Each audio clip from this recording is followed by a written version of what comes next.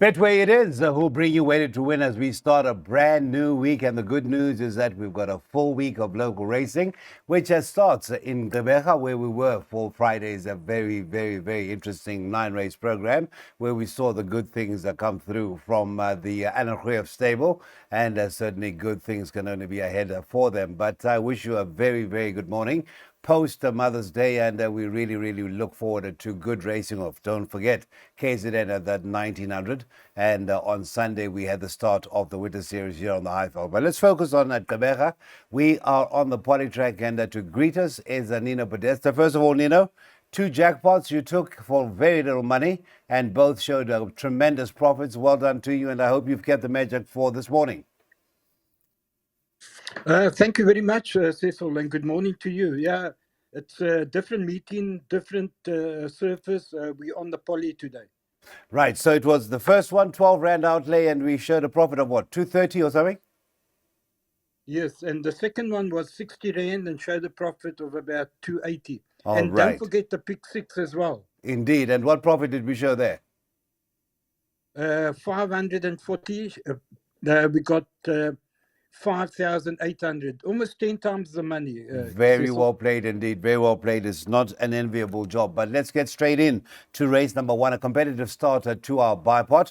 It starts with the maiden juvenile plate for fillies over the 1400 meters. A couple of jockeys not riding, and that is Messrs. Jason Gates and Louis Mqotwa. Now, replacing Louis Mqotwa in race number 1 on the 3 Dream Team, who must have some sort of a chance, is Chase Mojon. But the one Barolo is odds on, and rightly so. 2 very good seconds, and of course has a beating of the 8 Sylvan Mistress, who's likely to be the biggest rival. Scratched is number 6 Lilac Heart. How many do we need to survive the first leg of the PA, Nino? No, bipod. Bipod. Yes, Cecil, we only need one horse, Barela. I think it's going to be a very hard horse to beat. And he's beaten the 8 on 2 occasions already. And the 8 now jumps from the 8 draw. You know, I make the danger is number 5, Golden Croc. I think that's going to run a massive race today. I don't know if you remember the mother Croc Valley. Yes, and Candice Bass Robinson used to train it. I think it was Mike Bass, or was it still Candice? I'm not sure. Well, the best. It was in the best. Yes. Yes. This horse has been looking for the distance. I think he'll run the cracker today, but I can't see them beating Barela. Confident Banker in the bipod. Confident Banker in the bipod, and yes, indeed, a 5 Golden Croc. That first run makes very good reading. We saw yet another winner come out from that form line. I think Kenny Mitchell is charged in race 2 on Friday. Banker 1. That's the story of the bankers. 120 Rand is the outlay. Time to get on is 12:30. That is the latest you have up until the bipod pool gets underway.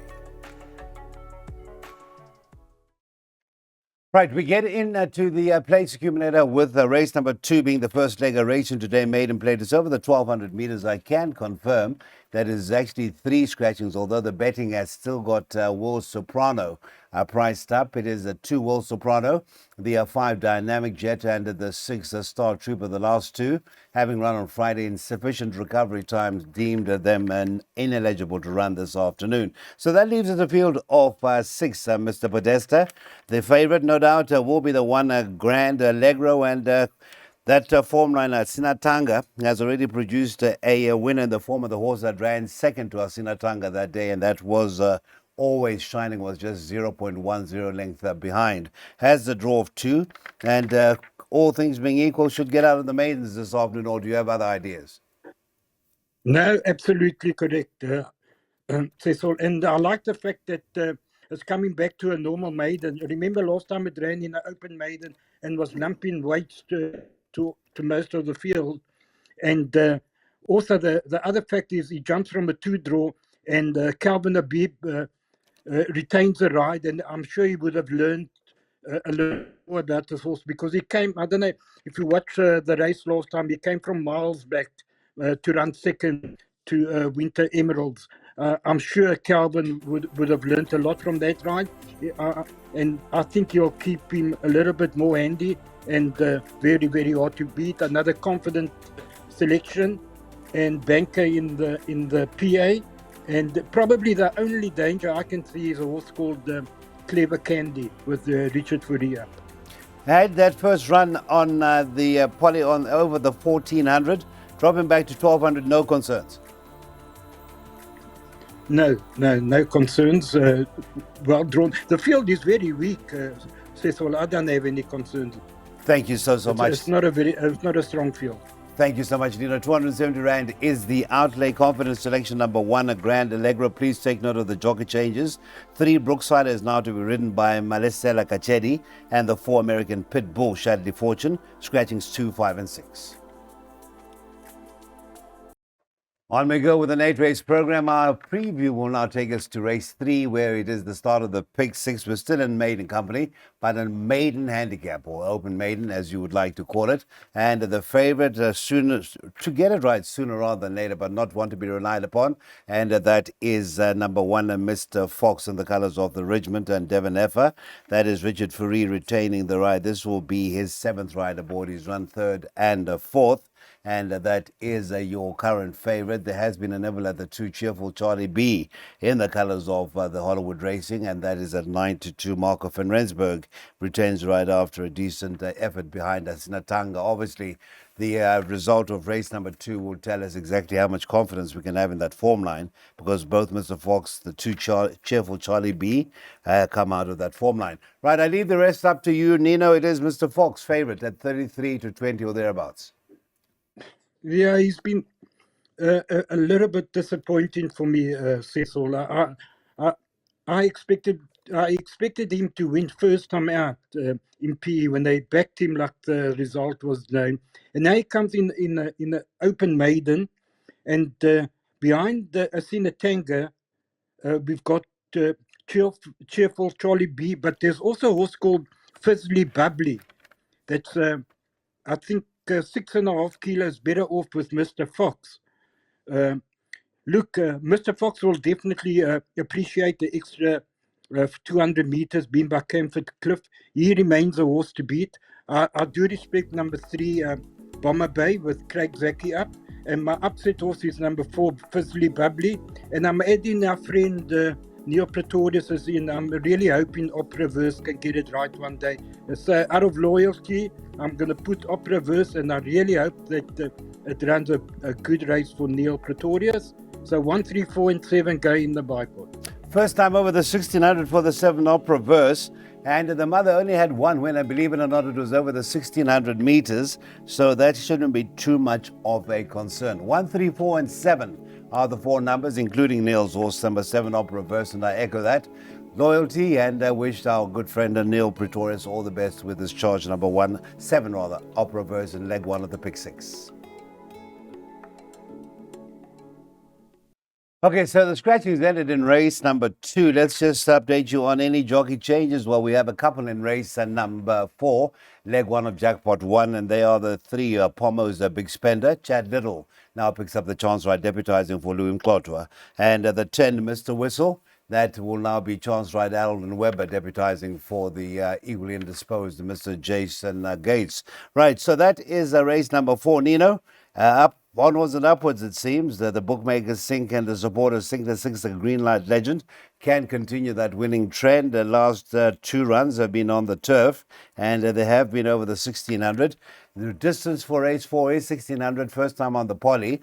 Now, the one that mystifies me is a horse we discussed the last time you and I worked together on a Friday some months back, before this last one, and that was Mr. Whistle, who I'm sure was 13-1 yesterday, is now showing 5-1.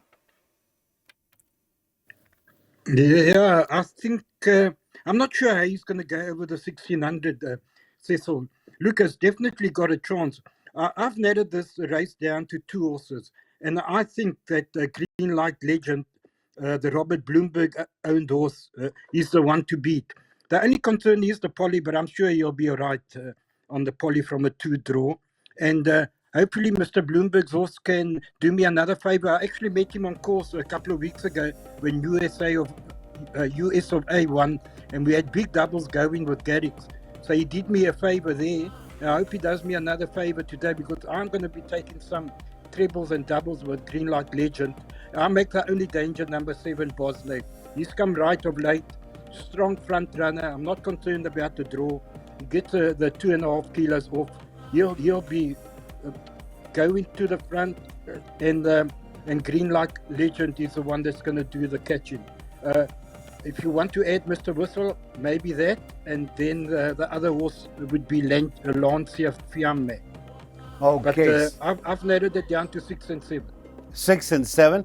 Yeah, and Bosney takes a big drop in class. A good second last time out on the poly in a stronger race than this. But Greenlight Legend set to continue winning ways since relocating. That's the first jackpot. 6 and 7 are the numbers for Nina. Just the one bank at the 3 in leg 4. Okay, we're into the second half of a 5-race program, and this is race number 5. We should also see the start of Jackpot 2. It is a Fillies a Mare 66. It's over the 1,000 meters and changes to race number 5. Just the jockey changes. Number 2, Dressed to the Nines, is now chance ride Marco van Rensburg, who has ridden the horse before for the Sharon Coston stable. And then the other jockey change, number 7, a Mediterranean Goddess, a bit of an outsider, Eldon Webber, not so much an outsider, 10 to 1 or so, is now chance ride Eldon Webber. Now, as far as the 4, Sweet Julia, first run in the province now with Gavin Smith, ex-Alison Wright, and has run against some useful sorts in that province. Polly, no fears about the Polly performance of Sweet Julia. Which way are you going, Mr. Podesta? Well, to me, it's a trappy race, Cecil. I put in quite a few. Look, there's nothing between Sweet Julia and Swiss Paradise on the last run behind Drive By. I think Sweet Julia is 1.5 kilos better off, or 1 kilo better off. No, 1.5, sorry. But she did run 5 lengths, almost 6 lengths behind. So on paper, shouldn't reverse the placing, but they on a different surface and in a different center. I don't know how they're going to go. Mediterranean Goddess is a poly specialist, and at 7, 8 to 1, I think could be a little bit of value. And I would never leave out Pomodore's Magic. So I think 4, 5, 7, 8, and then maybe even number 10, Peton Denise, who ran a good race behind Hugs and High Five last time. Ran in front of called Love, but I would suggest to load up here. Yeah, definitely. I really do. I think it's trippy. Definitely the last horse you mentioned, I thought maybe should be the one they may just have to catch with that handy galloping way of 53. So your first choice, Nino, tentative first choice? Tentative first choice would be Pomodore's Magic. Thank you very, very much. That's race 5. As you can see, load up that first leg. That 3 once again features as a banker, this time in leg 3 of Jackpot 2. And that 3, let's just put a name to it. And that is Campanelli. That is race number 7. Sit over the sprints, 1,200 meters is a trip to race number 6. The last chance to get involved in a pick 3 in Gqeberha this afternoon. It's a Racing 244 Racing for you measured at 82. And just the personnel changes, well, there is one. Mr. Eldon Webber picks up the ride on the 3. Donny T, that is a 4-year-old son of Duke of Marmalade, a 2-time winner from 23 outings. Gav Smith gives the chance to Eldon, deputizing for Louis Mklotwa once again. That's the only change we have as far as personnel is concerned. All right, Mr. Podesta, it's another open-looking race. If the betting is anything to go by, we've got your favorite at around 15 to 4, and that is the 4 Dubai Hills is certainly holding form. Most definitely, and the horse to beat. And I know my PA came to 270, and for those that can't afford that, I would really suggest to bank Dubai Hills. I cannot see it not run in the first 3. That is my clear first choice. It's got number 1, whatever next, well beaten.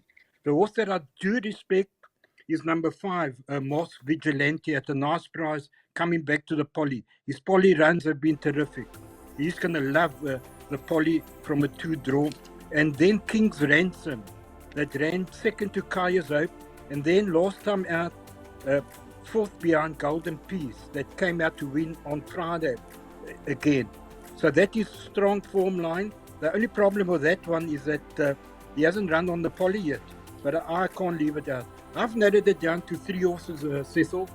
4 being my first choice, and the danger's been number 2, which is King's Ransom, and number 5, Moss Vigilante. All right, 2, 4, and 5, and that would be the suggested swing box for Nino in a merit rated 82 over the 1200 meters. Race 6, last leg or first leg of the last big 3 is off at 25 past 3. All right, so we are over the 1400 meters for our penultimate event of the afternoon, race 7, which means you still have another chance to get involved in a double. This is a merit rated 78 handicap.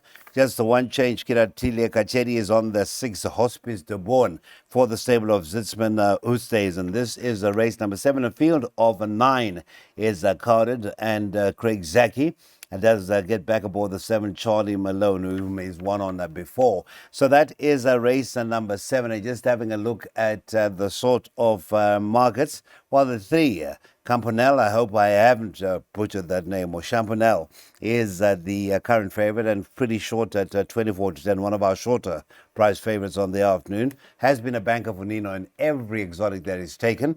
Pray tell, Nino, you are very, very confident. Everything about your afternoon hinges on this Clifford Miller charge. Tell us a bit more. Yes, everything relies on this one. And again, I must stress it's only a personal opinion. And I was so impressed with the way it won last time over the 1200. He's unbeaten on the poly since he's come from Cape Town. His 2 poly runs have resulted in wins.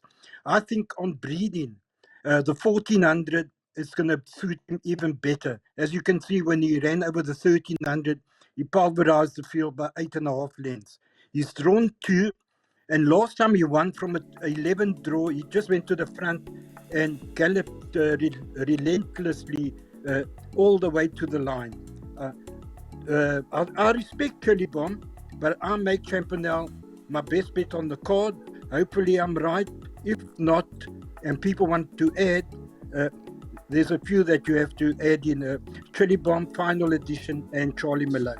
I was looking at Final Edition, maybe on the sharp side for Final Edition. It seems it's over the 16 and above.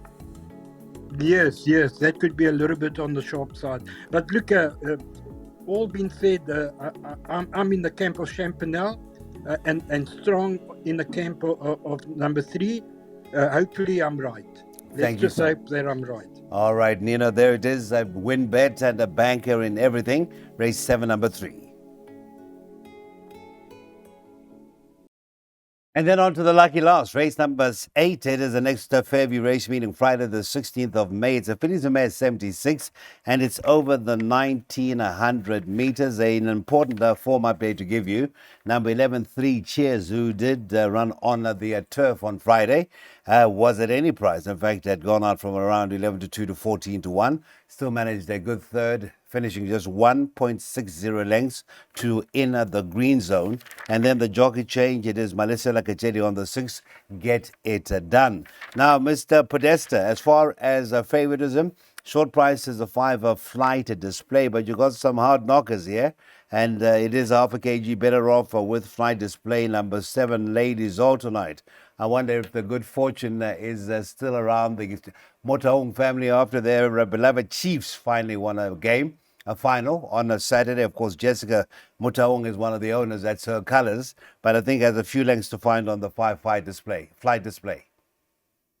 Yes, but you've got to remember now that this is poly. And I think you missed the third last run of Ladies Alternate when she ran the head behind flight display on the poly. You got to remember that Ladies Alternate is a poly specialist. She was beaten a short head by flight display, and she's 6 kilos better off on that run. That last run behind Lady Silvana, she's half a kilo better off, but that was on the turf. She's much better on the poly. So I cannot see why flight display is 14 to 10 and Ladies Alternate is 16 to 10 on that run. Ladies I Alternate. think the value lies with the Ladies Alternate. Ladies Alternate. Let's have a look at the latest betting that I have in front of me here. Ladies Alternate, you said 16 to 10. I wish. I think 10 to 1. 16 to 1. Yeah, you said 16 to 10. It's 10 to 1 now. It's been supported to 10 to 1. Yeah, I said flight display 14 to 10 and Ladies Alternate I saw this morning 16 to 1 and I couldn't believe that price. So you got a bit of the 16 to I 1. made a mistake. I made a mistake if I said 16 to 10. I like those two, and I'm not going to make a bridge. I always hate making bridges. I put in number 6. I've added number 6 in the pick 6 because I did win over 1900 a couple of runs back, Cecil. And before we go off the air, I just want to congratulate Daryl Marie on power tipping yesterday at Turf and 10. Absolutely brilliant.